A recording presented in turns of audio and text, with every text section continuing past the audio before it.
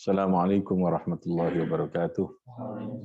Waalaikumsalam warahmatullahi wabarakatuh. Bismillahirrahmanirrahim. Rabbi shrah li sadri wa yassir li amri wa hlul 'uqdatam min lisani yafqahu qawli. Subhanaka la ilma lana illa ma 'allamtana innaka antal alimul hakim. Alhamdulillah pagi hari ini kita bisa melaksanakan ngaji bersama. Lanjutan dari yang kemarin, materinya masih saya berlanjutkan, saya teruskan dari yang kemarin kita bahas itu ya. Ini suasananya suasana gitu liburan ini ya. Suasana perayaan di Akoba ini memang kita punya tradisi yang berbeda. Jadi kalau tanggal merah itu kita tidak libur memang. Tapi biasanya libur yang resmi itu kita tambah. Jadi kita gabung diropel gitu ya. Dan supaya anak-anak kalau pulang itu waktunya cukup kan ya, mesisan gitu. Kalau di pondok tanggal merah libur itu ruwet ya, nggak ada aktivitas itu anak-anak ya malah gelisah ya, punya potensi ya nganggur itu malah berpotensi enggak gitu. Kita masukkan, tapi nanti ketika libur semester yang mestinya 2 minggu kita tambah 1 minggu, ya kita tambah sekian sehingga kebalikan dari orang lain. Orang lain libur kita masuk, orang lain masuk kita libur gitu ya, sehingga mesisan naik libur ditambah gitu ya. Sehingga untuk yang ngulang yang tugas itu ya sama ya sebenarnya, hanya tiropel gitu kan, tiropel. Pertimbangan kita supaya anak-anak pulang itu cukup waktu lah. Kantekno dalan ini ya, rumahnya jauh, luar Jawa, perjalanan paling enggak 4 hari. Kalau dia naik bis kadang ada yang sekitar 5 hari, 1 minggu gitu ya. Kasihan kalau liburnya pendek itu ya. Yang kedua tadi ini, kalau anak pondok itu ada hari libur itu pikirannya kan kepingin boleh, kepinginnya macam-macam disambang dan sebagainya, ditambah ruwet gitu ya. Itu gambarannya kalau di kita. Jadi kita mengambilnya yang efektif, yang paling baik apa gitu karena. Nah bagi saya kalau hari-hari yang harus kita muliakan hari yang agung itu ya dengan ibadah. Ibadahnya santri ya ngaji gitu ya, belajar itu gitu ya. Mojowo terus hari mulia memuliakan karo julinan ya. Karo tidur itu jadi nggak dimuliakan ya. Jadi sama-sama memuliakan tapi caranya yang berbeda gitu. Kita dengan cara yang justru lebih manfaat gitu kan. Ada aktivitas yang lebih jelas itu. Bismillahirrahmanirrahim. Jadi kita lanjutkan. Yang kedua itu namanya iman kepada Rasul ya. Kita anggap selesai pembahasan yang pertama tentang iman kepada Allah itu. Iman yang kedua adalah iman kepada para Rasulnya Allah itu. Jadi birusuli al-imanu birusuli, kelan Rasulnya Allah. Artinya kita meyakini bahwa Allah mengutus para Rasul yang ditugasi untuk menyampaikan risalah atau ajaran-ajaran syariat-syariat yang dikehendaki oleh Allah itu. Nah, posisi mengutus Rasul itu sama, jaizun fi haqqihi ta'ala. Jaiz, jadi bukan keharusan, tapi adalah sebuah pilihan. Bahwa mengutus Rasul itu hukumnya bagi Allah adalah jaiz. Hukum itu apa? Ketentuan atau prinsip bagi Allah bahwa mengutus Rasul itu adalah jaiz. Jaiz itu pilihan, bukan keharusan. Ketika kita meyakini dengan keyakinan yang benar bahwa mengutusnya Allah itu terhadap para Rasul adalah jaiz, maka sebenarnya sudah selesai. Karena namanya pilihan, bukan keharusan. Artinya ketika Allah mengutus malaikat, mengutus Rasul, itu sama sekali tidak mengurangi terhadap kekuasaannya Gusti Allah. Jadi sehingga ketika orang bertanya, apa Gusti Allah gak iso menyampaikan ajaran atau syariat agama tanpa melalui Rasul? Jawabnya apa? Bisa gitu. Bisa. Ndadekno wong pinter tanpa Rasul ngerti agama bisa. Bisa. Nah, kenapa mengutus Rasul? Ya jais. Kenapa harus ditanyakan kan gitu ya? Sama dengan kenapa menciptakan manusia, menciptakan alam semesta jais. Ya, menciptakan yang bertanya itu juga jais gitu ya. Sehingga kalau itu pilihan ya selesai gitu ya. Sehingga tidak bisa lalu orang bertanya, kalau mengutus malaikat, mengutus Rasul, berarti Allah gak iso nyabut nyawane wong dhewe sehingga bikin Israel, atau Allah gak iso menyampaikan perlu bantuan, kalimatnya perlu bantuan itu sudah salah gitu loh ya.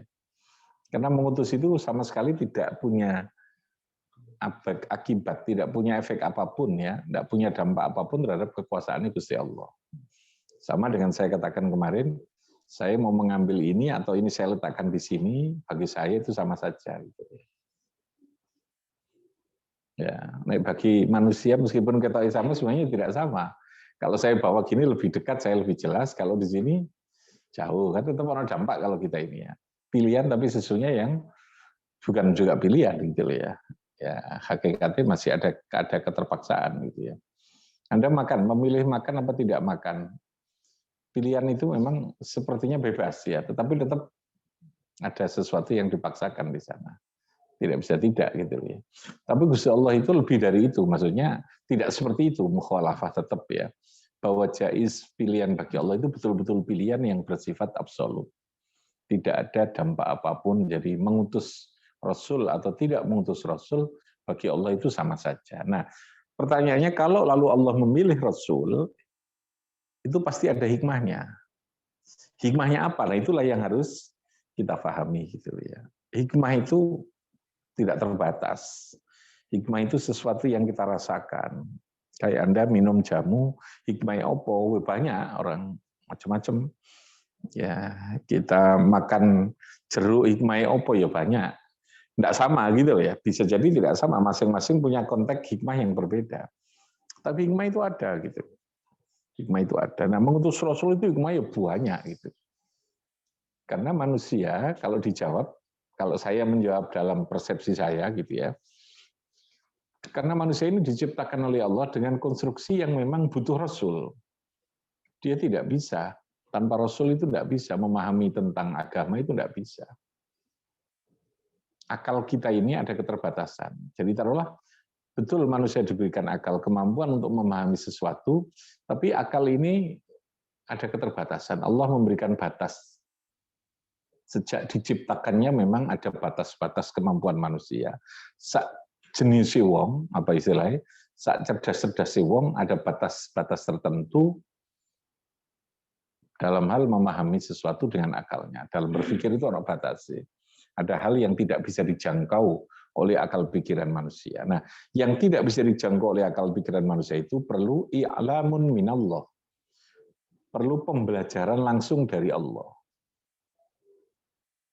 Jadi Gusti Allah perlu memberikan pembelajaran secara langsung, tapi kalimat langsung ini bagi manusia, karena sekali lagi manusia diciptakan dengan keterbatasan, manusia ini tidak bisa berkomunikasi langsung dengan Allah. Karena Allah menciptakannya kehendaknya begitu, tapi andai kata dikehendaki ya bisa gitu ya. Tapi kan itu nanti akan merusak sistem yang lain gitu ya, akan merusak sistem. Jadi sekali lagi kalau Allah memilih lalu kemudian mengutus Rasul, itu menjaga sistem bahwa kehidupan manusia diciptakan itu dengan kondisi, dengan keadaan yang punya keterbatasan yang tidak bisa. Mungkin lalu bertanya, loh apa enggak kasih saja Allah menciptakan manusia tanpa keterbatasan? Ya, berarti ya bisa Allah menghendaki, kalau itu menghendaki, tapi akan keluar dari sistem dan definisi manusia, gitu loh ya. Namanya bukan lagi manusia nanti itu. Bisa jadi namanya jadi malaikat kan begitu toh. Namanya bisa jadi rasul gitu kan. Karena di luar manusia ada makhluk lain yang sudah terdefinisikan dengan struktur yang berbeda gitu ya. Nah, manusia punya struktur tertentu.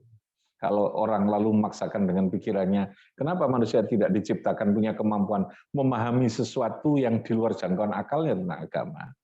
Ya karena manusia diberi keterbatasan.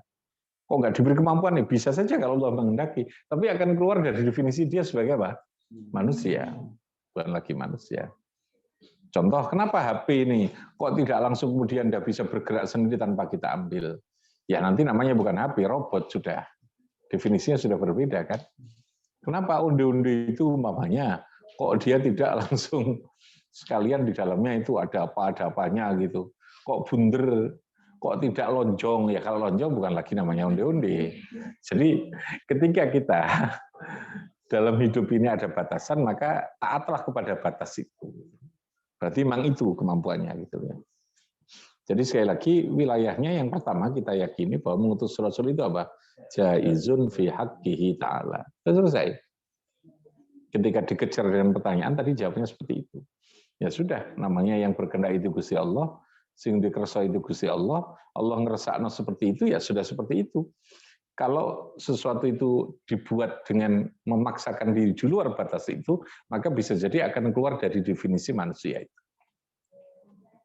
Itu maksudnya begitu itu. Oke, yang kedua, kenapa harus mengutus Rasul? Ya, karena tadi ini manusia perlu memahami sesuatu di luar akal pikiran yang di luar kemampuan akal pikirannya ini. Tentang Tuhan itu tidak bisa dijangkau dengan akal. Tapi ketika kita diberikan pemahaman Tuhan itu siapa, maka Tuhan yang diberitahukan oleh Rasul bahwa Tuhan itu Allah, bisa kita berikan hujah secara akliyah kemarin itu. Kita bisa membuat logika, kenapa Tuhan kita itu Allah, ada, tapi adanya tidak bisa kita lihat. Adanya tapi tidak ada, dalam arti tidak bisa secara fisik kita lihat. Kenapa adanya tidak sama dengan ini? Itu bisa kita berikan hujah. Contohnya, ketika kita berbicara Tuhan itu ada. Ada itu tidak satu. Ada itu ada yang diadakan. Ada yang terstruktur, strukturnya juga berbeda. Ada yang bisa dilihat, ada yang tidak bisa dilihat. Apakah ada itu satu? Tidak, ada itu banyak. Kalau Anda bertanya bahwa Tuhan itu ada, tapi kenapa tidak bisa diadakan? Apakah semua yang ada pasti bisa diadakan? Kan gitu toh? Udara ada enggak? Ada. Tapi kita kan enggak pernah melihat. Hanya bisa merasakan. Cinta itu ada enggak? Ada. Benci itu ada. Tapi kita tidak pernah bisa melihat wujudnya itu apa. Indikatornya yang bisa kita lihat sama. Artinya ketika kita berbicara adanya Allah, ada itu tidak selamanya diadakan kok gitu ya. Tidak selamanya bisa diadakan. Karena ada itu tidak satu. Ada yang diadakan menjadi ada, lalu menjadi tidak ada. Diadakan lagi, itu makhluk manusia. Manusia ini tidak ada asalnya, oleh Allah diadakan, lahir, ada kan? Lalu nanti mati, tidak ada. Di dunia ini menjadi tidak ada. Lalu diadakan lagi oleh Allah. Jadi ada sekian proses ada, tidak ada, menjadi tidak ada, lalu menjadi apa? Ada. Itu namanya filsafat ada itu ya. Filsafat ada. Jadi ada tidak pernah tidak diciptakan dengan satu ada. Belum lagi substansi dari ada itu pasti berbeda. Adanya manusia ada yang terstruktur, ada yang banyak butuh banyak kepentingan, adanya Allah, ada yang mukhalafatun lil khawatis, yang berbeda sama sekali dengan adanya makhluknya. Itu contohnya begitu. Jadi sekali lagi, mengutus Rasul bagi Allah itu adalah jaiz, di antara hikmahnya adalah memberikan pemahaman terhadap sesuatu yang di luar jangkauan empiris, di luar jangkauan ilmiah itu.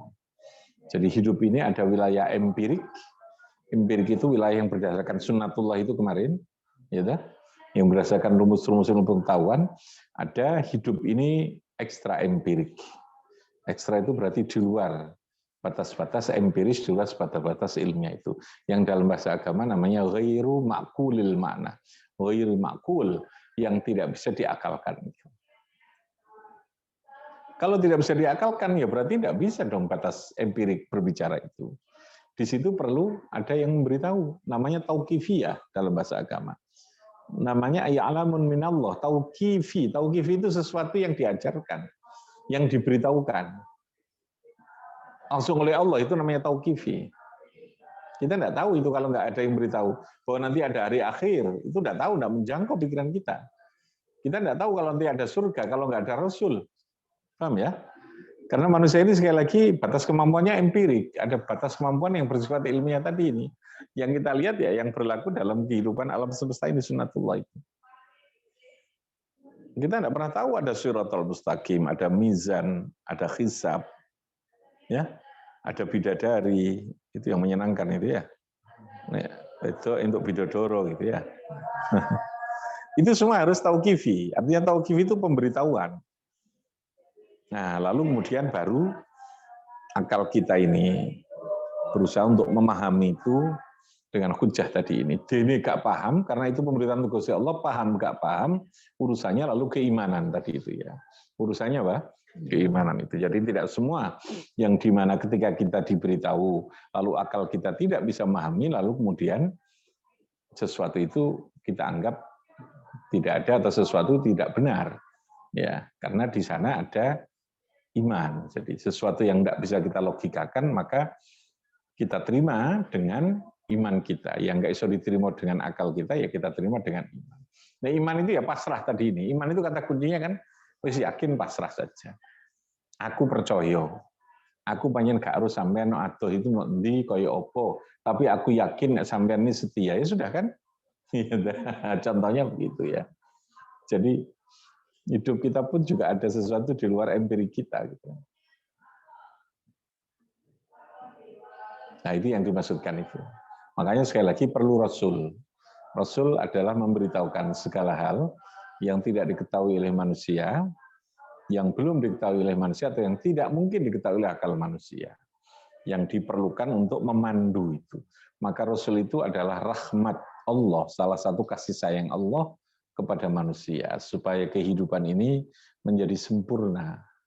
Tidak cukup dengan akal, tetapi kehidupan ini perlu Rasul, perlu Nabi, perlu Rasul yang memberikan penjelasan sesuatu di luar empirik, di luar batas-batas ilmiah tadi. Oke ya, itu keyakinan dasar kita tentang Rasul. Kalau dalam ilmu akidah itu biasanya disebut materinya itu masuk fase kedua, bab kedua, namanya al-wasaid. Jadi kalau bicara tentang Tuhan, Allah, tauhid tentang Allah itu, keyakinan tentang Allah itu namanya mabda. Mabda itu permulaan. Karena Allah zat yang menciptakan segala sesuatunya ini, yang mengawali terciptanya segala sesuatu, maka bahasanya dikategorikan al-mabda. Mabda itu yang kawitan, mubtada itu ya, mulai itu. Ibtida itu ya, permulaan. Jadi kalau ngomong akidah itu pertama kali mesti yang dibicarakan tentang Tuhan dulu. Ketika berbicara tentang Allah itu wis mantep, wis yakin betul dalilnya, baru berbicara tentang Rasul, malaikat, itu masuk wasaid. Wasaid itu tengah-tengah yang menjadi penjembatan antara manusia, antara makhluk ini dengan Allah gitu. Ya toh, putusan. Jadi sebenarnya manajemen Allah itu kalau diurut ya enggak jauh berbeda dengan manajemen dalam kehidupan kita berorganisasi itu. Tapi bagi kita manajemen itu kan keharusan. Bagi Allah manajemen itu apa? Jais, pilihan gitu. Untuk apa Allah memilih itu? Ya untuk supaya teratur sistem ini, gitu lah ya. Pilihan itu kan untuk teratur sistem. Itu maksudnya begitu. Namanya wasaid. Nah, yang terakhir biasanya kalau dalam akidah itu berbicara tentang al-ma'ad, dari akhir. Ma'ad itu tempat kembali. Audun, ma'ad itu tempat kembali. Berbicara tentang urusan kiamat, hari akhir itu pembahasannya 3 kelompok ini. Satu bicara tentang al-mabda, yang kedua bicara tentang apa? Wasaid. Wasaid itu yang berada di tengah antara Allah dengan makhluknya ini. Ada Rasul, ada malaikat, gitu kan. Lalu yang terakhir namanya al-ma'ad. Al-ma'ad ini pembahasan tentang hari akhir. Hari akhir, di sana ada banyak hal yang perlu dijelaskan. Al-ma'ad, ma'ad itu tempat kembali. Karena kita ini masih perjalanan. Kita ini tidak berada di alam yang terakhir, bukan. Alam perjalanan hidup di dunia ini adalah perjalanan. Makanya ada tempat kembali, terminalnya itu adalah, al-ma'adnya itu adalah kehidupan nanti di akhirat. 3 kelompok bahasan itu dalam akidah itu. Nah, sekarang kita sedang bicara di mana? Kelompok pertama apa kedua? Kedua, al-wasaid tentang Rasul. Oke. Kemudian yang kedua, yang perlu kita pahami, Rasul itu manusia. Saya ulangi ya, Rasul itu siapa? Manusia. Kita meyakini Rasul itu manusia. Kalau orang Yahudi, orang kafir Quraisy itu kan mintanya Rasul itu malaikat. Kan itu sana tuh. Aku gelem beriman. Nek Rasul itu dudu awakmu, kamu kan yo mangan sego gitu ya. Aku butuhku itu malaikat gitu. Nek malaikat aku gelem. Itu bukan karena betul-betul kepingin malaikat. Panjen wis kadung brengkel ya apa istilahnya. Atine iku awake wonge pikirane wis kadung gak percaya kan gitu. Yang golek alasan begitu. Itu watak manusia gitu ya. Jadi Rasul itu manusia, basyarun. Tapi lakal basyar. Manusia, tetapi dia tidak seperti manusia pada umumnya. Dalam hal apanya? Kualitas kemanusiaannya. Gitu ya. Kita harus meyakini bahwa Rasul itu menungso. Makanya dia bukan Tuhan. Paham ya? Dia bukan Tuhan. Dia bukan malaikat. Tapi Rasul itu adalah min anfusikum dalam bahasa Al-Quran. Bahwa Allah mengutus Rasul itu adalah min anfusikum dari sebangsa kamu manusia. Kenapa Rasul itu manusia? Ya karena yang akan diberi risalah itu manusia. Di sini nanti prinsip dan logika yang harus kita pegangi dalam mengajarkan ilmu, menjadi seorang pendidik. Mendidik itu harus menjadikan diri kita masuk dalam dunia orang yang kita didik itu. Rasul kenapa manusia? Karena Rasul akan mengajar kepada manusia. Rasul akan menyampaikan risalah itu kepada manusia. Supaya nyambung, supaya frekuensinya itu sama, supaya penjelasan yang dibutuhkan itu sama, maka Rasul harus manusia. Gampangannya ngoten dalam bahasa logika pendidikan. Tapi bagi Allah sekali lagi jais. Ya, jais mau manusia mau tidak manusia itu pilihan Allah. Tapi Allah mengutus manusia. Kenapa? Karena yang akan diajari siapa? Manusia. Maka dia perlu komunikasi yang sama, perlu frekuensi yang sama, perlu merasakan hal yang sama. Jadi wong mulang itu kudu ngrasakno situasi orang yang kita ajari dan harus masuk pada dunia yang kita ajar. Sama Nabi itu masuk pada dunia, dia juga makan, Rasul itu juga minum, Rasul itu juga kawin, Rasul itu juga kadang sedih, Rasul itu kadang juga senang, Rasul bahkan kadang lupa. Karena lupa itu bukan dosa. Yang tidak boleh Rasul itu berdosa. Lupa dengan berdosa itu lain loh ya. Salah Rasul boleh. Yang tidak boleh itu adalah berdosa. Salah itu tidak berdosa.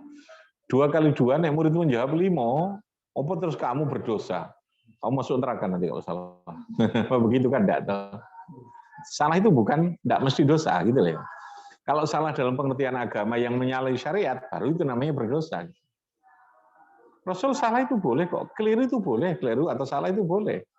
Karena apa? Untuk mengajari umatnya yang sangat mungkin umatnya juga salah. Makanya Rasul pernah salah, tapi ya tidak sering-sering gitu loh ya. Karena untuk mengajari nek umat yang kok salah, itu piye carane memperbaiki kesalahannya itu. Salah loh ya. Meralat kesalahannya kayak Nabi pernah salat asar dalam riwayat itu, salah. Yang mestinya salat asar itu berrakaat, 4 rakaat. Tapi suatu saat lalu kemudian Nabi itu keliru. Nabi itu lupa. Salatnya cuma 2 rakaat. Setelah selesai sahabat semuanya pada bingung gitu, pada bengong semua. Loh ini biasanya salat asar 4 rakaat, kok Nabi saat ini salatnya hanya 2 rakaat. Ada yang berpikir karena dengan Nabi itu tidak berani bertanya, wedi gitu, takut. Nah itulah ya. Itu manusiawi. Memang ada jarak begitu ya. Karena Nabi itu begitu wibawa, sahabat itu sampai angkat takon itu wedi. Ada yang menganggap ya sudah, berarti ini ada perubahan. Ya, ada perubahan. Lumayan kan, ojo ditakon jarno ya, sing tang rakaat dadi 2 rakaat gitu kan. Kan ono sing ngono kan gitu ya. Terus ono sing takon, "Gak iki Nabi mesti lali iki ngono." Sing ngomong gak usah Nabi gak lali, gak mungkin gitu. Wah, padha gremeng kabeh akhirnya ada sahabat sing sondok srool itu ya, sing sondok kendel gak duwe apa, gak duwe wedi ngono iku lho ya. Sondok gak duwe sopan barang ngono kuwi gitu ya. Ngono orang-orang gitu itu ya perlu gitu ya. Yang lain karena saking sopannya kan tidak berani. Ini ada sahabat namanya Dzuliyadain. Dia ini yang berani bertanya. Dzuliyadain lalu berngacung Nabi, anasita am kusiratis salat. Nabi panjenengan tadi ini nasita, anasita. Apakah panjenengan tadi ini lupa salatnya? Kok cuma 2 rakaat? Am kusirat, apakah salatnya itu dipendek, diringkas? Nabi yo kaget kan ditanya itu. Mana situ sama kosor tuh loh. Saya tidak lupa, saya juga tidak mengkosor. Iya karena namanya lupa betul kan itu ya. Saya tidak lupa, saya juga tidak apa? Mengkosor ya. Saya sholatnya seperti biasa. Lalu Nabi bertanya kepada sahabat yang lain. Asadaqah dzulyatain? Namanya dzulyatain dia. Namanya hadisnya itu namanya hadis dzulyatain. Dalam kitab-kitab itu penyebutannya hadis dzulyatain.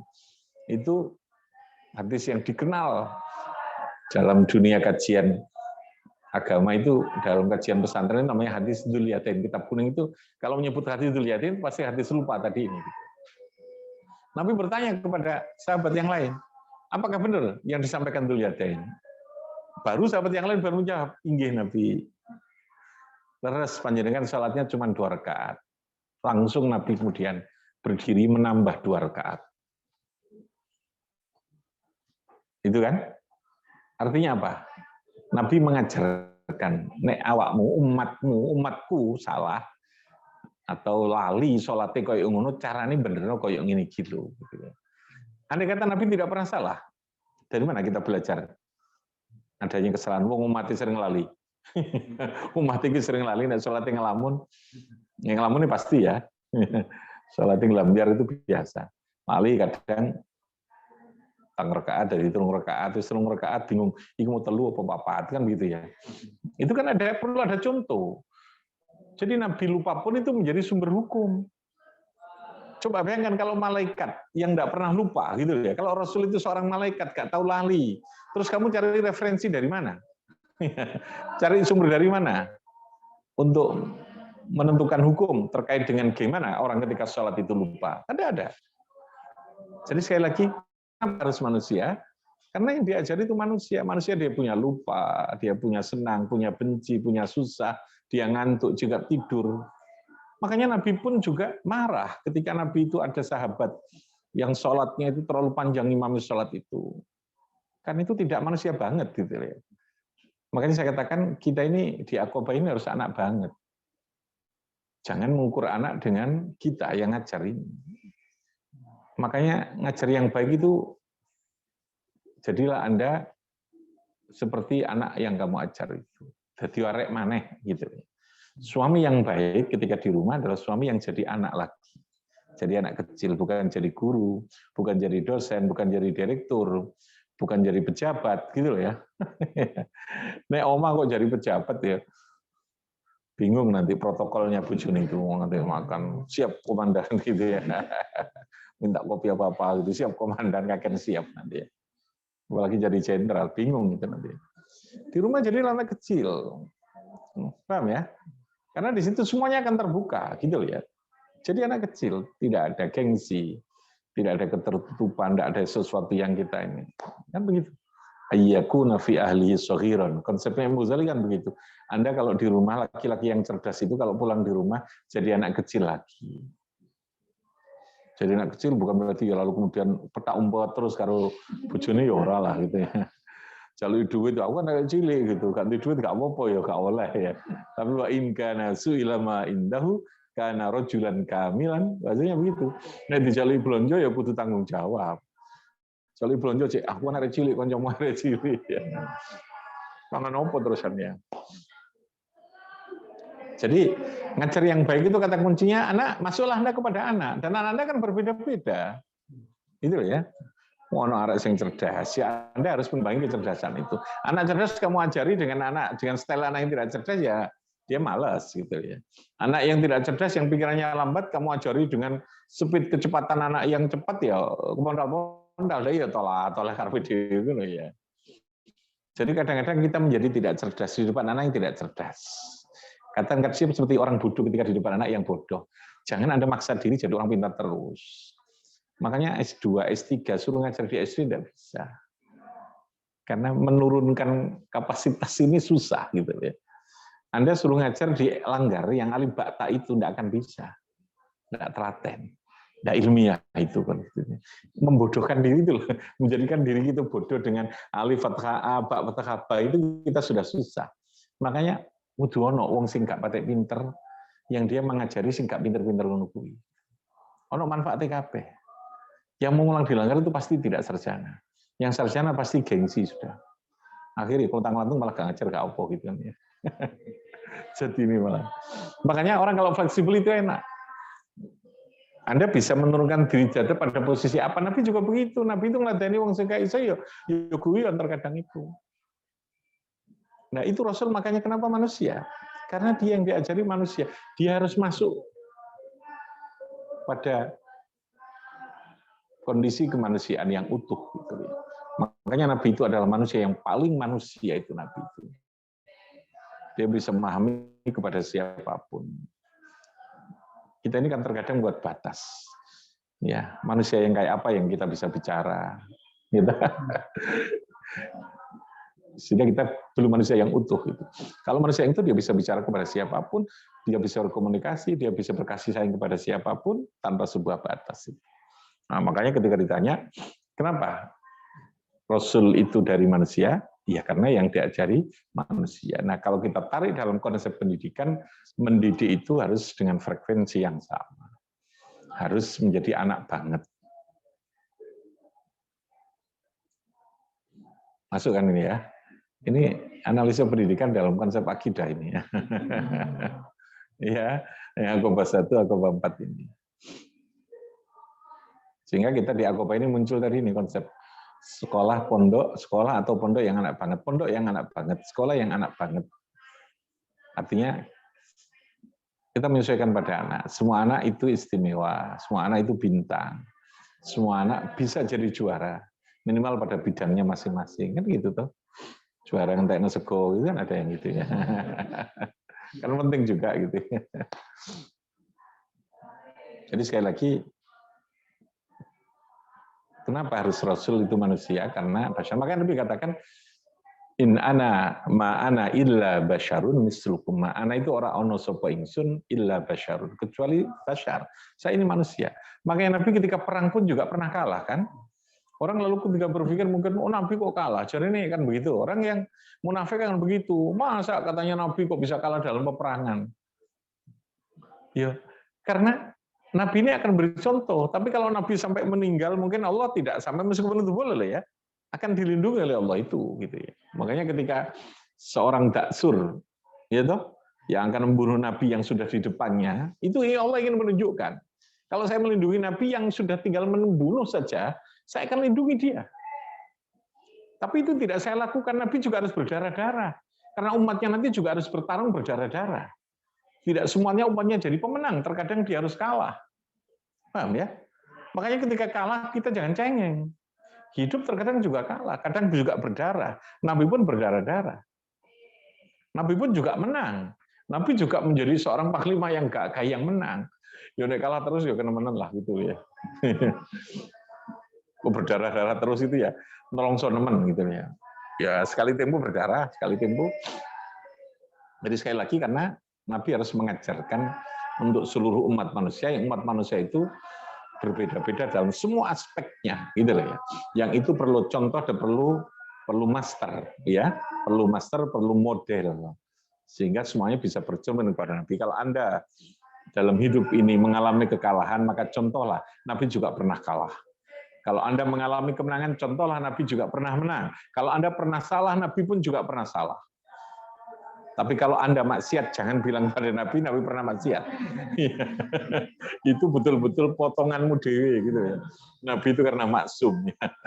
Itu karena potonganmu dewi itu semua itu. Jadi kenapa Nabi itu harus manusia?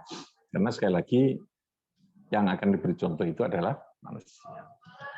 Oke, silakan. Mungkin ditanya ya, Mas Sul. Yang di rumah boleh bertanya ya, yang jauh, yang Zoom dari jauh ya.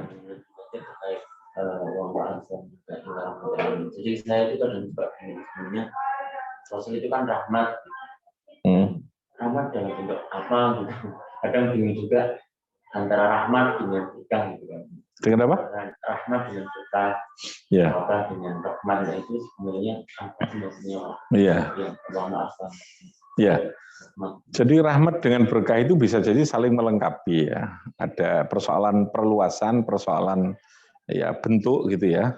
Persoalan bentuk. Rahmat itu ya kasih sayang kalau saya memahaminya yang bersifat universal, itu kasih sayang dalam bentuk apapun, sesuatu yang menjadikan kita indah, menjadi kita nyaman, itu adalah rahmat. Nah, kalau berkah, keberkahan itu lebih fokus menjadi sesuatu yang lebih fokus dari rahmat tadi ini. Wujud kerahmatan itu bisa muncul namanya keberkahan, gitu? Bisa muncul namanya hidayah, bisa muncul namanya manfaat macam-macam itu. Berkah itu kalau diterjemahkan ziyadatul khair. Jadi dia lebih fokus pada sesuatu yang sudah ada modal, sudah ada benih, lalu benih ini berkembang menjadi sesuatu kebaikan. Anda ilmu ini barokah, itu kan tetap harus punya ilmu dulu ya. Dua ilmu, buh telu, buh papat, buh limo. Lalu limo ini sebagai modal, lalu menjadi buahnya. Ibaratnya berkah itu satu biji yang kita tanam, lalu kemudian satu biji itu akan melahirkan sekian ribu biji. Itu berarti berkah itu. Berkah itu berkembang, ziyadatul khair. Nah, rahmat itu bentuknya bisa berbentuk keberkahan, itu bisa berbentuk apa saja dalam kehidupan. Ya, jadi dalam skupnya saja yang berbeda. Saya memahaminya begitu. Jadi rahmat itu adalah kasih sayang Allah, kebaikan, keindahan, pokoknya yang berupa. Kelawannya rahmat itu kan laknat, sesuatu keburukan, nikmat, hukuman, ya. Jadi kalau kita buat pemahaman yang bersifat kosakata bahasa gitu, rahmat itu kasih sayang, kebalikannya bisa berupa nikmat, bisa azab, bisa laknat gitu. Sesuatu yang tidak menyenangkan, sesuatu hukuman gitu ya, hukuman. Nah, kalau kita diberi sakit, tidak semuanya itu sakit itu tidak semuanya hukuman, gitu ya. Bisa jadi juga rahmat, gitu ya. Ada sesuatu yang kita tidak suka saat itu, tapi bisa jadi itu rahmat yang kita tahunya kadang-kadang setelahnya, gitu kan. Sakmarini, gitu ya. Makanya tipis, gitu ya. Tapi kalau mau diterjemahkan secara bahasa, rahmat itu lawannya laknat tadi loh. Kalau laknat itu pasti jelas. Sesuatu yang tidak disukai oleh Allah itu, laknat itu. Tapi kalau ujian kan kadang memang Allah menghendaki kita, Allah suka itu menguji kepada hambanya. Bahkan ketika Allah suka dengan hambanya, kadang bentuk rahmatnya diuji supaya dia terus dekat dengan Allah. Saya ingin hambaku terus dekat, dan hambanya paham itu, gitu ya. Yang saya katakan itu kan. Nah, rahmat itu lawannya laknat. Kalau la'anahullah, itu berarti di dalamnya bentuk kutukan. Kutukan itu bisa berupa nikmat loh ya. Orang dikutuk nikmat itu namanya istidraj. Dikutuk tapi diujo gitu ya.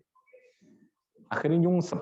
Kalau laknat itu akhirnya pasti akan penderitaan, itu laknat. Berakhir dengan sebuah penderitaan, itu laknat. Tapi kalau rahmat, bisa saja prosesnya itu sesuatu yang tidak menyenangkan. Paham ya? Tapi akhirnya tetap menjadi bahagia, itu rahmat. Endingnya ya. Endingnya itu pasti the end. Endingnya itu pasti menyenangkan. Itu kalau rahmat. Tapi kalau laknat itu proses endingnya. Jadi ukurannya itu sebenarnya pada proses ending. Wal akibah. Akibah itu akhir dari perjalanan. Ya kalau kita menyamakan, apakah makan enak itu pasti menjadikan durung karuan. Kita makan sate enak, tapi orang darah tinggi bisa jadi marung terus kecet-kecet.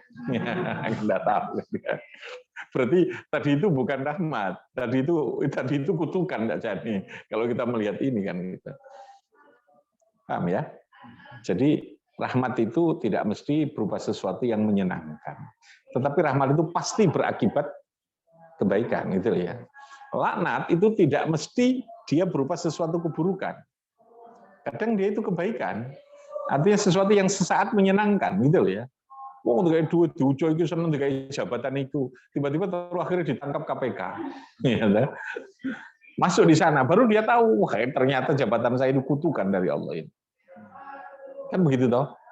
Berarti itu bukan rahmat. Makanya orang melihat jabatan itu didoakan saja. Jangan dipastikan bahwa alhamdulillah kamu dapat kemuliaan, dapat nikmat dari Allah. Kamu berarti hebat. Ya, boleh sih kalimat seperti itu tidak salah, tetapi kalimat itu menyalahi terhadap akidah kalau saya katakan itu, meskipun salah dalam arti tidak sampai menjadikan dia keluar dari Islam gitu ya. Yang paling benar itu apa? Nggih, mugi-mugi alhamdulillah. Alhamdulillah boleh silahkan, karena memang lahirnya itu nikmat ya. Tapi Anda tetap berdoa. Doa itu menandakan bahwa ada sesuatu yang kita tidak tahu di dalamnya. Gitu ya.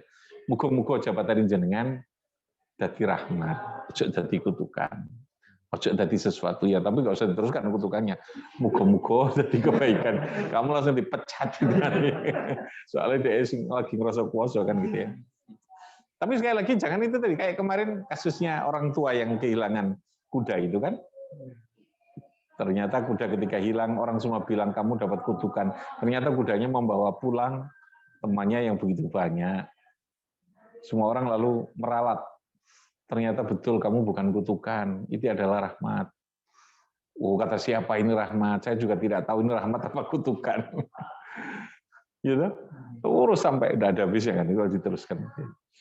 Jadi sekali lagi yang tahu itu adanya Allah. Nah, kita yang harus memahaminya supaya benar, supaya sesuatu ujian atau kenikmatan itu jadi rahmat itu kita yang mengendalikan itu. Kita punya pilihan, apakah sebuah rahmat atau sebuah pemberian taruhlah gitu ya akan menjadi rahmat atau menjadi laknat, itu kitanya yang harus memahami itu. Paham ya?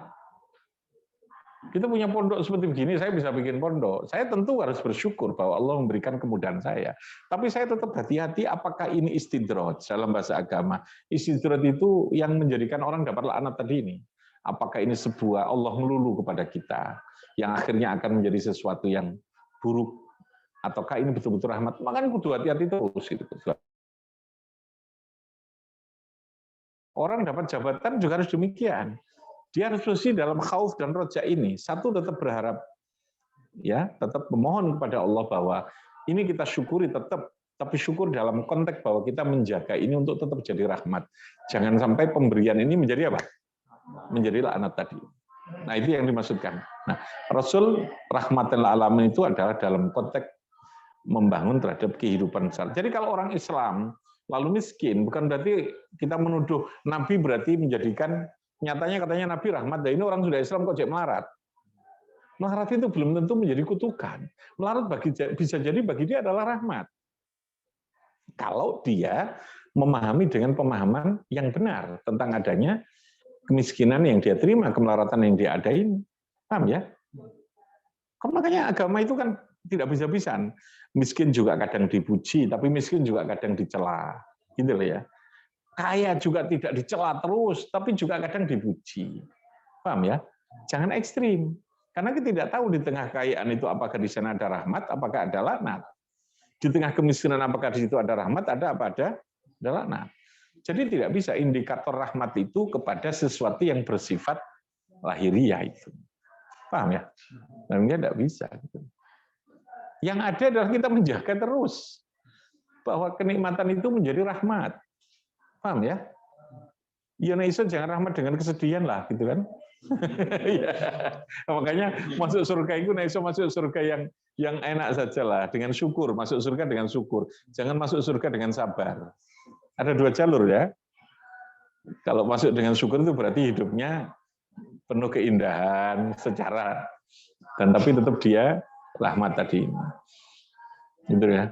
Oh no, masuk surga jalur sabar itu urupnya gak enak tapi tidak sabar terus. Tapi kenapa sama mati tadi ya. Tadi dua jalur itu. Nah, saya Allah sa'idun fid dunya rabbana atina fid dunya hasanah itu wa fil ardi hasanah itu berarti kita berharap di dunia tetap dalam konteks yang rahmat tadi. Nah, Rasul itu memberikan rahmat itu. Kenapa rahmat? Karena tadi ini Rasul mengajarkan hidup ini bukan hanya dalam pandangan logika manusia, supaya manusia tidak terbatas atau supaya manusia tidak tersesat dengan pikirannya saja, tidak salah memahami kehidupan, maka Rasul datang untuk memberikan substansi kehidupan. Maka dia mengajarkan keimanan yang di luar akal ini. Jadi konteks bahwa Rasul itu rahmatan lil alamin di mana? Konteksnya sekali lagi jangan pada sesuatu yang bersifat kenikmatan, kemewahan lahiriah yang bersifat duniawi. Bukan hanya itu gitu ya. Itu juga iya, bisa jadi gitu ya. Bisa jadi. Tapi jangan dibatasi itu. Konteks rahmatan lil alamin itu universal. Makanya agama sekali lagi tidak ekstrim. Tidak hulul. Hulul itu tidak berekstrim, ya, tidak berlebihan. Ada orang miskin, miskinan tidak dicela habis-habisan, tapi juga tidak dipuji habis-habisan. Karena ada orang dai itu yang memuji miskin, itu kan bahaya juga gitu. Akhirnya kan tersinggung orangnya yang kaya. Kok saya dijadikan yang kaya? Kadang ada dipuji habis-habisan. Kan kasihan juga yang miskin. Wow. Kamu harus jadi kaya karena kadal fakru ayyakuna. Kadal apa? Fakru ayyakuna kufron. Hadisnya iku terus saya. Jadi delok lah, saya dipidati wong fakir aja dikei iku sakno kan gitu ya. Kalau Anda pidato di depan orang fakir jangan dikasih dalil yang kadal fakru. Itu terlalu menyinggung gitu. Tapi bahwa Anda menghibur itu ya bolehlah. Justru dibalik kan. Bapak Ibu, ya surga tadi itu ada 2 jalur. Kan itu enak ya kalau itu kan. Sudah, sampean termasuk jalur sabar. Gak repot kan kalau sabar gak perlu ngeramut iki, gak perlu ngeramut iki. Ya nek duwe sembarang kan ngeramut macam-macam ya kok. Nek sabar tok kan penting sabar gitu. Gak iki sabar gitu tok kalimatnya. Jadi imbang lah gitu loh, seimbang. Makanya agama begitu. Nabi juga tidak kaya banget, tapi Nabi juga tidak miskin kekurangan gitu, enggak. Oh nyata Nabi juga bisa memberi sedekah sekian ratus onta sekian ini. Artinya memberi batas bahwa dunia itu ada batas di mana kita menggunakan dunia itu sebagai sebuah rahmat. Dan itu yang dikatakan rahmatan lil alamin. Ya, dong ya kalau begitu ya. Tapi Anda bisa punya pemahaman yang lain karena sekali lagi ini. Tapi menurut saya seperti itu. Sebab kita supaya tidak menuduh ketika ada orang Islam yang miskin lalu kita mengatakan lho iki jarine Islam wa may yattaqillah yaj'al lahu makhraja. Makhraja itu jalan keluar solusi. Kita ini sudah bertakwa kok masih miskin terus. Yang menjadi miskin itu hatinya kamu gitu loh ya. Wa yarzuqu min haitsu la yahtasib. Lu rezeki itu karena kita konteks rezeki itu duit. Iya toh? Sekarang coba orang yang sudah punya duit miliaran, depositnya triliunan, lalu dia tidak bisa berjalan. Suruh milih. Ayo. Kamu bisa berjalan, itu atau matanya sih nggak ketok. Kamu bisa melihat dengan duit kamu saya ambil semua. Kira-kira memilih yang mana? Memilih yang melihat. Nah, orang sing elekan milih karo-karo ya iso melihat ya duitnya akeh gitu. Iku jenenge pilihan karpe dhewe udele dhewe itu jenenge. Jadi artinya begini, semuanya bisa menjadi kebaikan. Bagi orang mukmin semuanya menjadi kenikmatan, semuanya harus kita kawal menjadi rahmat. Rahmat, bahwa itu ada rahmat, ada kasih sayang Allah. Dan itu perlu ilmu ya. Perlu ilmu, perlu berlatih, perlu berada di orang-orang yang kuat. Paham ya? Perlu berada di orang-orang yang kuat. Makanya kita membangun keluarga kita menjadi kuat secara agama, secara ilmu itu penting. Karena jangan sampai dia menjadikan kita rapuh gitu. Gitu. Wah, kitanya nggak terlalu kuat, bojone ngeliar gini kuat ya amber kabeh nanti jadinya ya. Jadi harus kuat. Oke? Ya, saya kira begitu untuk ngaji kali ini. Nanti kita sambung episode berikutnya. Itu ada pertanyaan, silahkan. Oke, nggak apa-apa. Agak mundur dikit. Ya, Pak Nandar. Oke, ya. Jika Rasul itu dicipta dari jenis manusia, yang risiko, siapa Rasul dari unsur jin? Sebab manusia dan jin punya kewajiban ibadah yang sama. Ya, jin itu mengikuti manusia, Rasulnya. Jadi jin itu Pak Nandar, Rasulnya ya manusia, Rasulnya ya Muhammad. Gitu ya. Rasulnya ya Muhammad. Tapi tentu dengan cara yang bisa jadi kita tidak tahu yang berbeda ya. Artinya dalam beberapa syariatnya mungkin bisa sama, tapi cara melakukannya bisa berbeda. Gitu ya. Apakah ngaji ada ngaji? Ya tentu, karena dia cuman ngaji nggak pakai Zoom kayak begini. Itu persoalan cara. Dari syariat bisa saja berbeda. Tapi kalau Tuhannya sama lah, Allah. Gitu. Rasulnya sama, tidak ada Rasul dari jin. Nafsu dari manusia. Jadi Rasul manusia yang juga dia menjadi Rasul juga pada bangsa jin itu. Pada bangsa jin. Ya, kalau kepingin tahu ya, coba menjadi masuk dalam dunia jin, Pak Nandar ya, bagaimana caranya itu. Terus ada lagi? Tidak ada ya. Oke ya. Alhamdulillah lah. Ya saya sendiri kalau ngaji ini kan saya niati saya ngiling awake dhewe gitu. Kadang ngiling awake dhewe kan perlu saling watawasau itu ada interaksi kayak bikin watawasau tidak satu pihak. Watawasau bil haq, watawasau itu bentuknya kan ya apa namanya kalau dalam bahasa ilmu sorofnya itu namanya yang mustarak. Mustarak itu yang harus ada saling ya, saling. Tafa'ala ya.